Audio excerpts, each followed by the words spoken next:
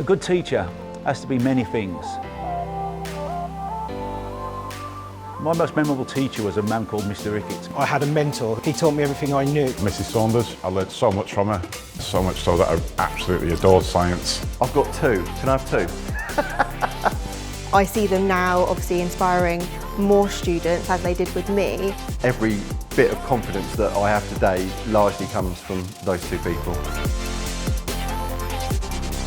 It's rewarding to see them get the certificates. It's rewarding to see them do jobs on their own. You see people succeeding from your input. I've had learners come in with very, very little confidence, and they're leaving here with confidence to talk to people, to run a business for some of them.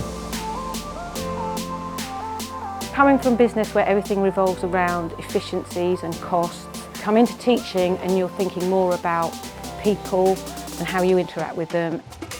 I found it so rewarding and it's changed my life completely. When I go home of a night time, I go home with a smile on my face, knowing I've done the best job I can, bringing my skill set here. You have to listen, have empathy, understanding. It's a different type of challenge. They need to be passionate and have that empathy towards students' feelings. Someone that can really connect with the learners. Most of all, they've got to come with a sense of humour. To come and give it a go, come and see how rewarding it can be. You always remember that one person that sparks your imagination. Why not be that person yourself?